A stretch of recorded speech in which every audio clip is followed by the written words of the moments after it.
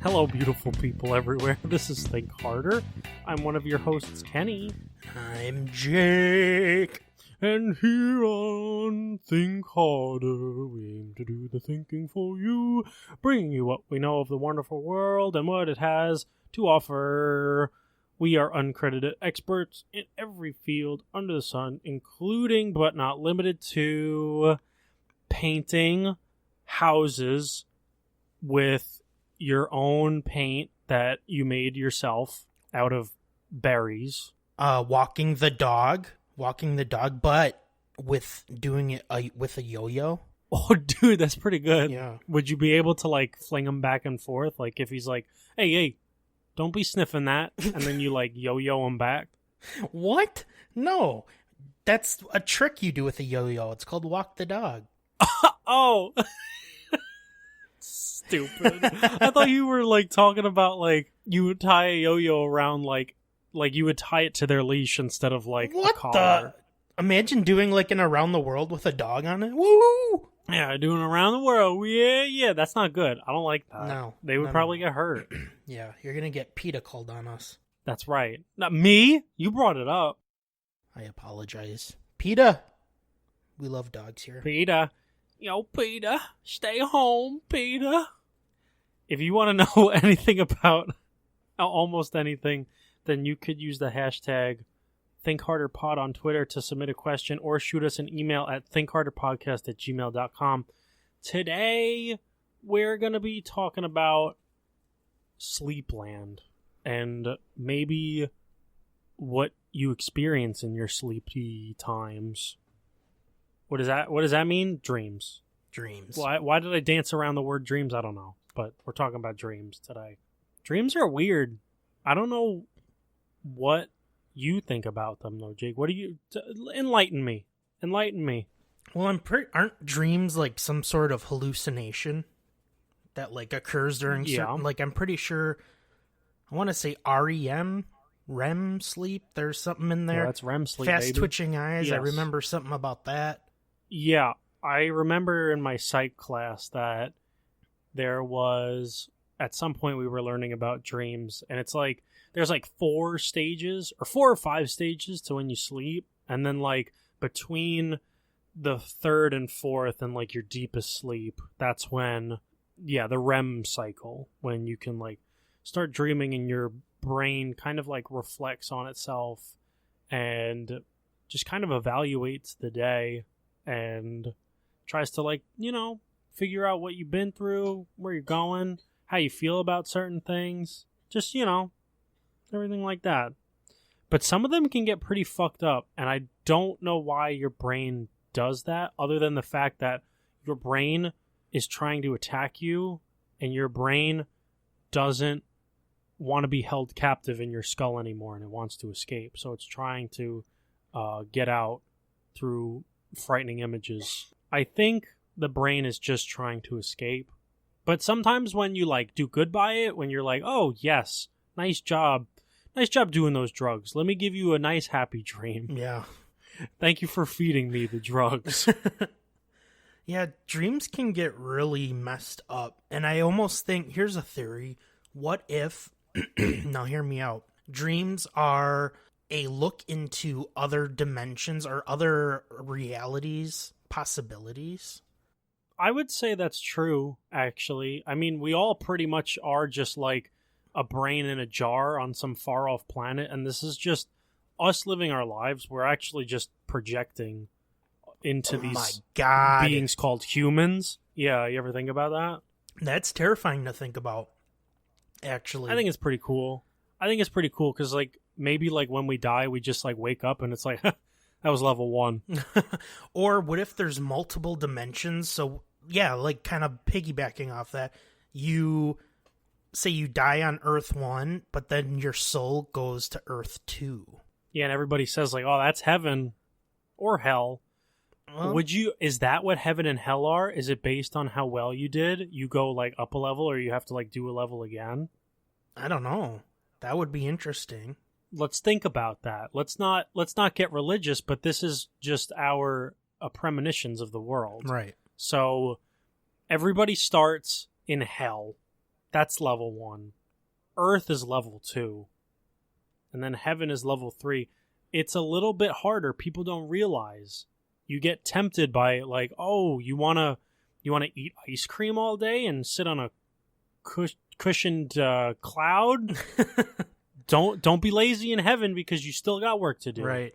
And if you're too lazy, then you get reincarnated as like a fucking snail or something. Yeah, or somebody's butt plug.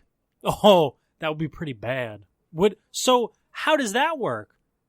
Wait, what if there is no hell, but the hell is you are an object that you would never want to be on Earth? That's interesting, especially if you take your conscience with you, so you know what you wouldn't like already. Mm-hmm. That would suck.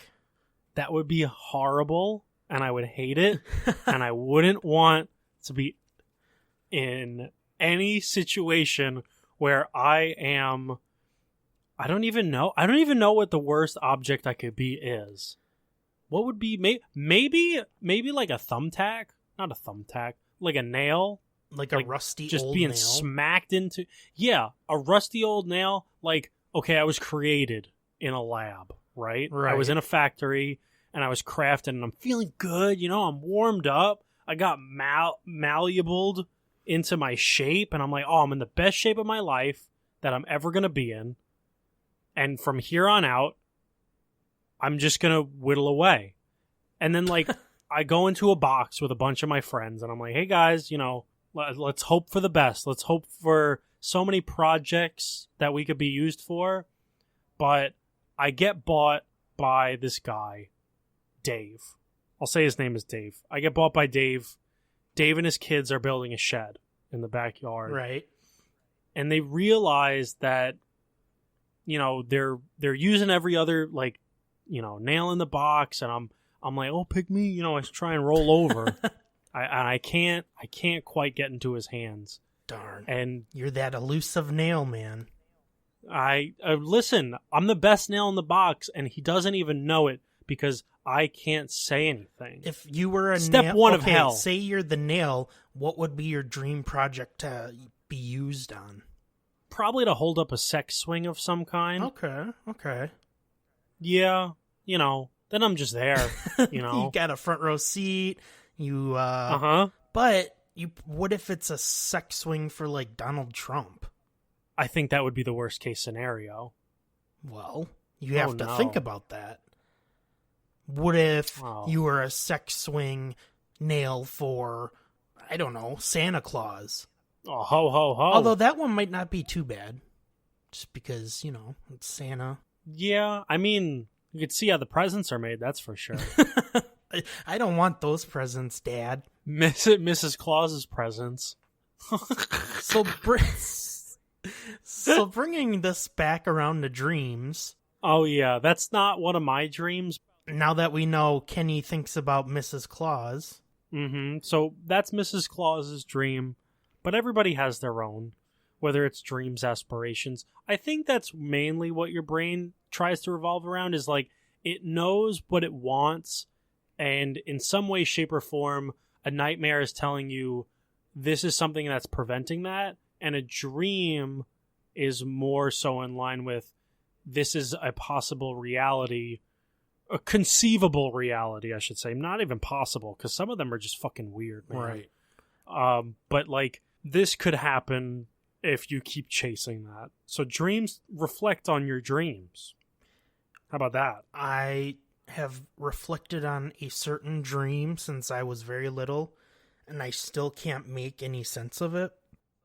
Okay, let's hear it. All right, I can't believe I'm telling you this, and for our audience, but here we go. When I was little, I had a dream I was bobbing for turds. You gotta go further than that. What does that even mean? Is it like in like one of those like big tin bucket things or no? Okay, think of bobbing for apples at a Halloween party. Okay, yep, Charlie Brown style. Yep, you always have the big round tub filled with water and all the apples bobbing.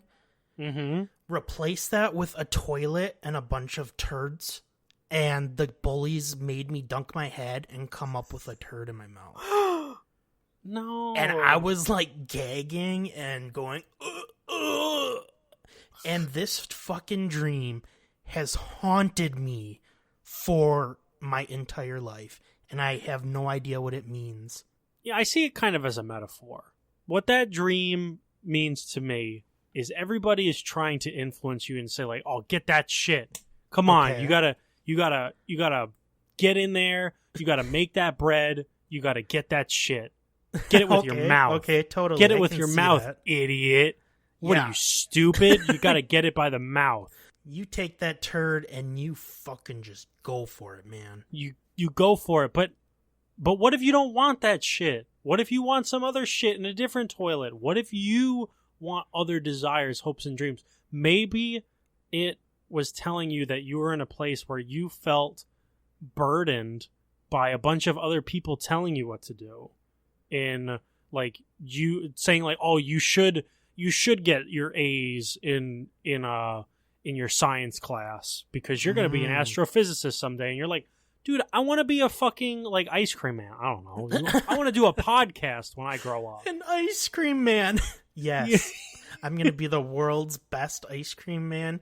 And I deliver to all states and to Canada.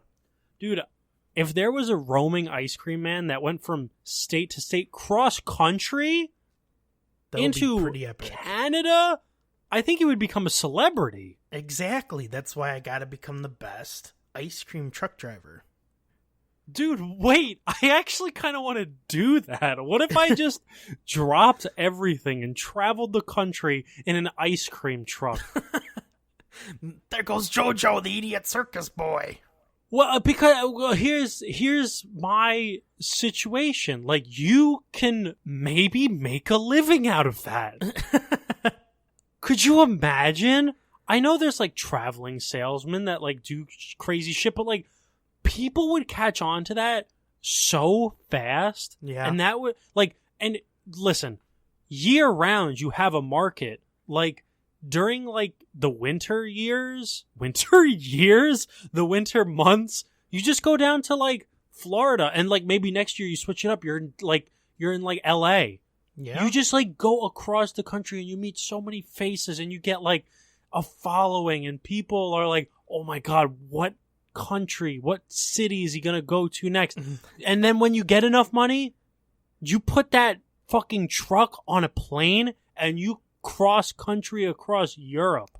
Oh my God. Okay. Dude, I think we need to TM this because this is a trademarked thing. And if anybody ever comes up with this and does this other than Think Harder Podcast, copyright trademarked, I'm going to fucking sue your ass because this is a genius idea.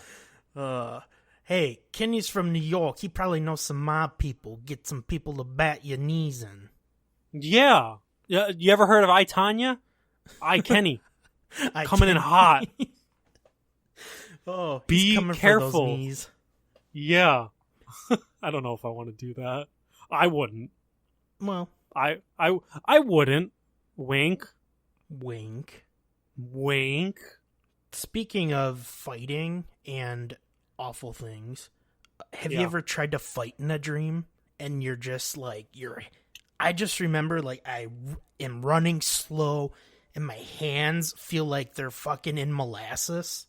Dude, I wrote that down and I hate that shit because you want to beat the shit out of somebody that's like, whether they're like holding you down or like they're just being like an asshole and like something comes over you and you're like, I just want to hit you. And like, you know, when like something in a dream just like makes sense, like, like it's like, oh, you know, the potatoes are going sour this year. It like doesn't mean anything, but like it makes 100% sense in your dream.